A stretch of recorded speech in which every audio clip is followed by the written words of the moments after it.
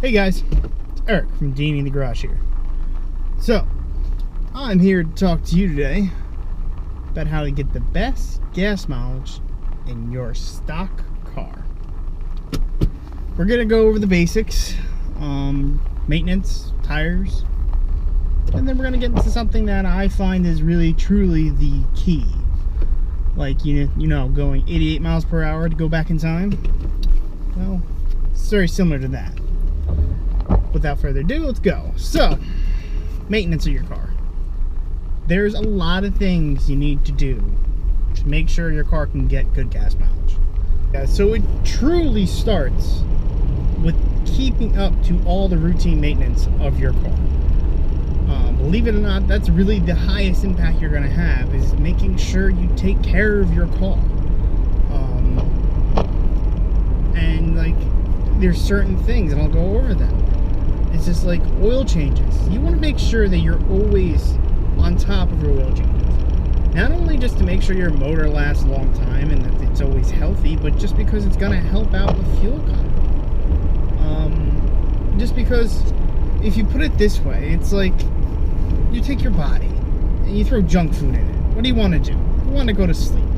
You know it's not good for you. It's not healthy. You're slow. You're sluggish. Well, keeping old oil, not staying up to date with your oil changes, it's like doing that. You're letting sludge build up in the bottom and get this very high viscosity oil because it's been sitting there so long. You know, oil deteriorates over time, but also becomes very thick over time. I mean, I've changed oil in cars. It comes out like it's like thick paint, and it shouldn't be that way. So you want to make sure that you're always doing your oil changes at either 3, 5, or 10, whatever you choose to do. Some people with synthetic oils choose to do it 10,000. I personally still run a full synthetic. It's a Super Tech, and I do it every 3,000 in my car.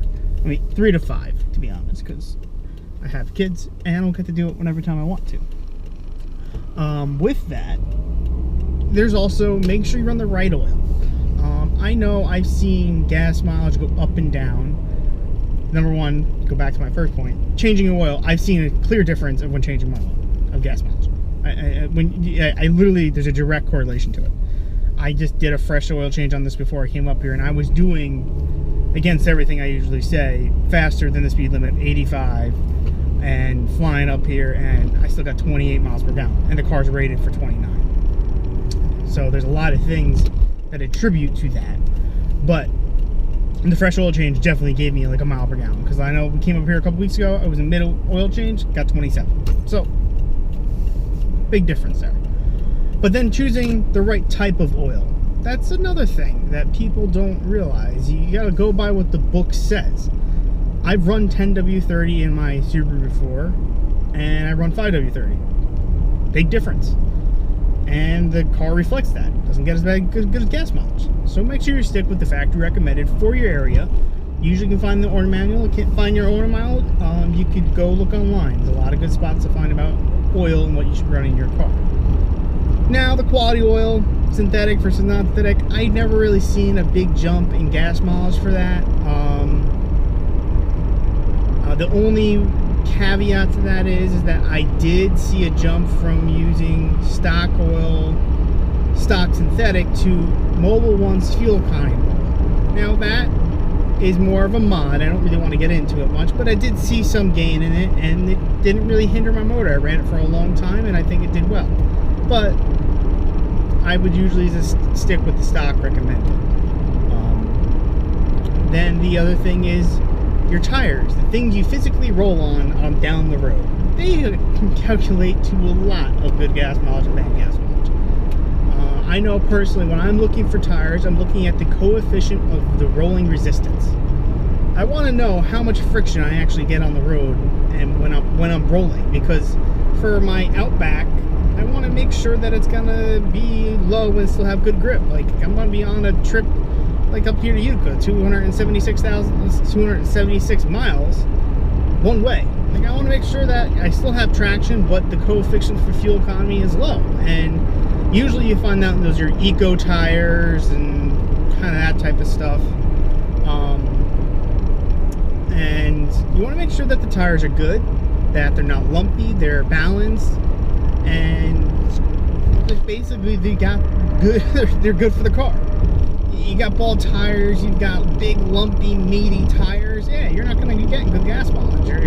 You're hindering how you can drive the car. You're going to have higher friction. You're going to have more weight in the tire. I mean, that's something stupid that people don't look at when they're buying tires too, is the weight of the tire. But again, this is really getting into the nitty-gritty of it, and I'm trying to do kind of high-level view of what needs to. So tires, pick the right tires, make sure they have they're good tires, they're not beat up.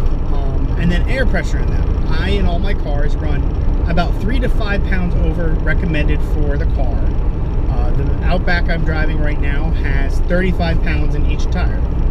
That little bump over that 32, I actually recommend 32 in the front, 30 in the back, really gives me just maybe another half mile per gallon net of wind. But over time, like I get half here, a half there, maybe a quarter here, I'll get 1 to 2 miles per gallon better just for keeping up with stupid things like that. Good suspension is another thing in maintenance that can rob you of gas mileage. There's a lot of little things, and really we can go through a whole video just on that, and I probably will now that I'm thinking about it. But just staying up to maintenance on your car. So let's get into the meat of this video. The key, the 88 mile per hour key to getting the best gas mileage. And it's not 88 miles per hour. It's 72 miles per hour. And you ask me why I know this. Well, guys, I have driven over 500,000 miles in my time. I added up the other day. I've driven close to 15 different cars. My first minivan I did 120,000 miles just in 3 years I was out of college, or 2.5. I mean, like, and then in this car right now, we're already put 30,000 on. The last Forester I had is 130. I mean, it adds up in the cars that I've driven and owned over time and what it did to get there. So I've had a lot of experience in this, and 72 miles per hour has netted me the best gas mileage for driving in most conditions. I set my cruise control. That's the key to it too. You set your cruise control to 72 miles per hour, but you have to use it properly. I must say that with a big exclamation points. Using your cruise control properly means when the car starts to slow down going up a big incline, turn it off. To be honest, most cruise controls are very basic. They don't understand the load the car's on. It's literally a cable-driven set to say this is the mile per hour. It knocks it on the computer that's the mile per hour I want to be staying at, and it does that. It just holds that mile per hour. If it feels like it's slowing down, it's going to modulate the throttle plate more to open up on that cable and make you get more air and more fuel through the motor to get more power to push you along the hill. Then it might even get to the point where it needs to downshift, and that's what you really want to avoid, is that downshift.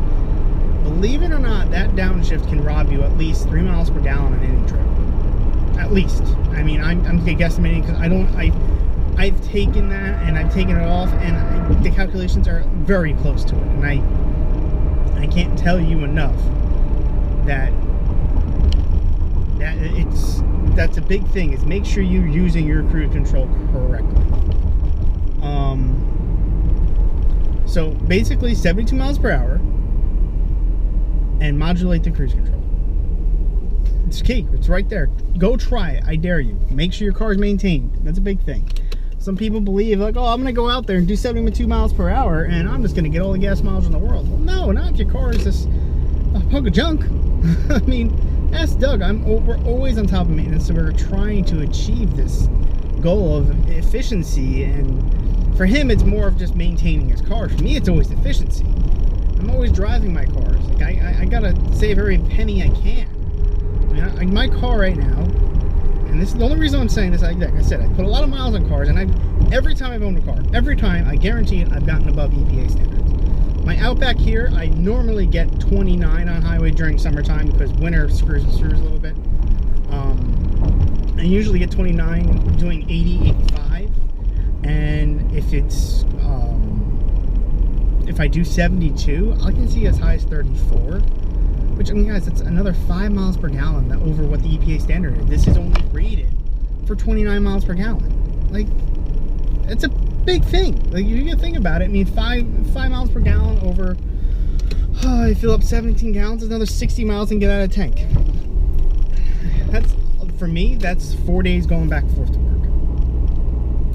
So that's the key to getting the best gas mileage, in my opinion. It's 72 miles per hour, modulating your cruise control. I wanted to keep this video short and sweet and kind of just tell you, here it is, here are the numbers. You know, try it in your Jeep. I bet you if you're staying on that maintenance and you hit 72 and you modulate the cruise control on the highway trip, you'll see good numbers. Now, some people say, oh, you're supposed to just go to speed limit, you know, or go 55, and that's supposed to be where you get the best gas mileage. Yes and no, because 72 is a specific number. And I've only found this out from testing, and I kind of did some reading on it and looking at the motor and RPMs and looking at torque curves in cars. 72 seems to keep it in the mid-range for its peak torque, that it keeps pushing the car along even on slight inclines and deep, like no matter what car you have, that's where it wants to sit. It's going to sit between that 2,000 that 3,000 RPM area, and it's going to be at its top peak torque and horsepower, just in the in-between. So if it needs to modulate just a little bit and open the throttle body, it's going to keep you going at the most efficient way you can. And that's where it really comes down to. You're just trying to travel most efficiently. So you don't want to keep the car into different gears and downshifting, upshifting. You want to hit one gear and just go. And Doug just even said the other day, he mentioned in his video, going 72 miles per hour. And I wanted to make sure that people know this is the key to get good gas mileage. He got 22 in his V8 WJ. Stock, and he barely even got to touching the maintenance on it. He's done oil changes. So it's a big thing. You got to realize that no matter what you do in your car, is how you treat it and how you drive it's going to directly affect your gas mileage. And I am 100% belief that you go out there and you try, as long as your car is maintained properly, you try 72 miles per hour cruise control and modulate that cruise control, you will get good gas mileage. And I 100% know Doug will back me up on this, that 72 miles per hour is a key mile per hour to getting the gas mileage you want in your car. Now, you guys probably going to negate me in the comments below, but please come at me. I'm not saying I'm looking for a fight, but if someone else wants to educate me more, I'm open to it. It's only in my own findings and driving cars and beating EPA standards. It's a big thing, I'm telling you guys. I beat every EPA standard in car I've driven. I had a 93 Mercury Villager that I got 32 miles per gallon in, and that was rated for like 25 or 22. I don't even remember, but it was a 3.0 V6, and I did a couple of things to it, but before I did that, I still got like 30.